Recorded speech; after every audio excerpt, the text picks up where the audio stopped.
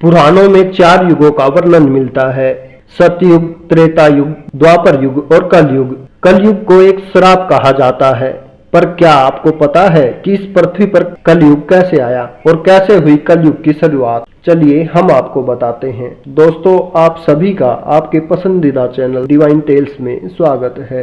क्या हमने कभी इस बात की ओर ध्यान दिया है कि ऐसे क्या कारण रहे होंगे जिसके चलते कलयुग को धरती पर आना पड़ा? महान गणितज्ञ आर्यभट्ट ने अपनी पुस्तक आर्यभट्टयम में इस बात का उल्लेख किया है कि जब वे 23 वर्ष के थे तब कलयुग का 36वां वर्ष चल रहा था।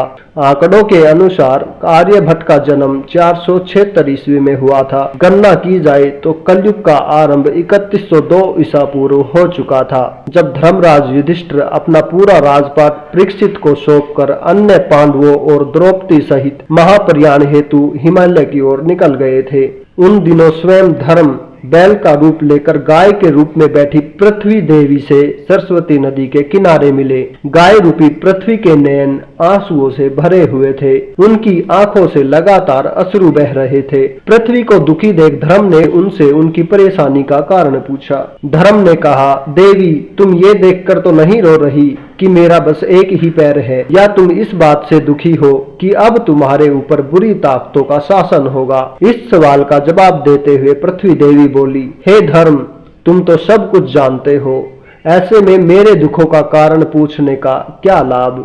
सत्य, पवित्रता, क्षमा, दया, त्याग, शास्त्र विचार, ज्ञान, वैराग्य, ऐश्वर्य, निर्भीकता, कोमलता, धैर्य आदि गुणों के स्वामी भगवान श्री कृष्ण के स्वधाम चले जाने की वजह से कलयुग ने मुझ पर कब्जा कर लिया है।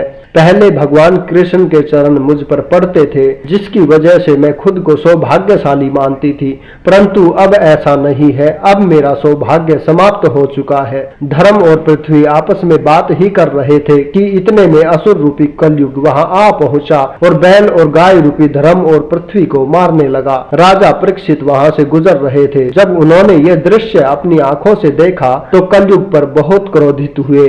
राजा परीक्षित ने कलयुग से कहा, दुष्ट पापी, तू कौन है?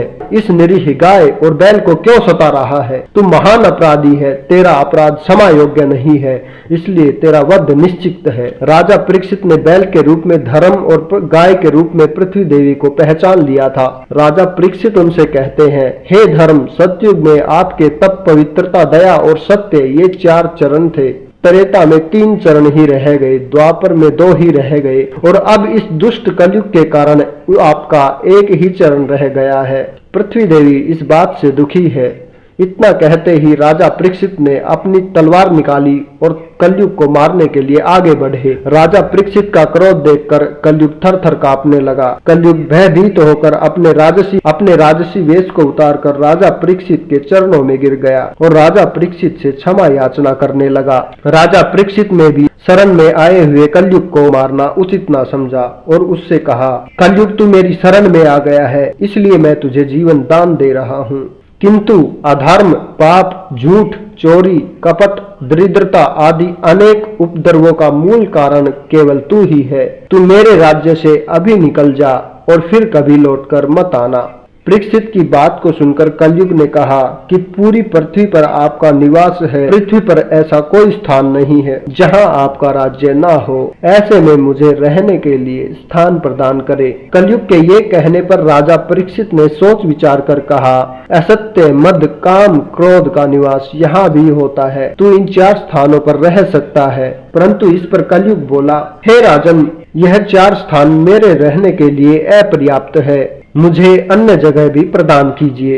इस मांग पर राजा परीक्षित ने उसे श्रवण के रूप में 5वां स्थान प्रदान किया। कलयुग इन स्थानों के मिल जाने से प्रत्यक्ष रूप में तो वहां से चला गया, किंतु कुछ दूर जाने के बाद अदृश्य रूप में वापस आकर राजा परीक्षित के स्वर्ण मुकुट में निवास करने लगा। मार्कंडेय पुराण में वर्णन मिलता है कि कलयुग के दौरान शासक जनता पर मनमाने ढंग से शासन करेंगे, मनचाहे ढंग से उन पर लगाम थोपेंगे। शासक अपने राज्य में अध्यात्म की जगह भय का प्रसार करेंगे। बड़ी संख्या में पलायन शुरू हो जाएगा। लोग सस्ते खाद्य पदार्थ और सुविधाओं की तलाश में अपने घरों को छोड़कर जाने के लिए मजबूर होंगे। धर्म को नजरअंदाज किया जाएगा और लालच, सत्ता, पैसा सभी के मस्तिष्क में प्रबल रूप से विद्यमान रहेंगे।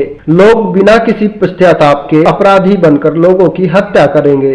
संभोग ही जिंदगी की सबसे बड़ी जरूरत बन जाएगी। लोग बहुत आसानी से कसम खाएंगे और उसे तोड़ भी देंगे। लोग मदिरा और अन्य नशीले पदार्थों की चपेट में आ जाएंगे। गुरुओं का सम्मान करने की परंपरा भी समाप्त हो जाएगी। ब्राह्मण ज्ञानी नहीं रहेंगे। क्षत्रियों का साहस खो जाएगा और वैश्य अपने व्यवसाय में ईमानदार नहीं रह पाएंगे। आज ये सभी चीजें दोस्तों हमारी रोजमर्रा की जिंदगी की साधारण सी बातें लगती हैं।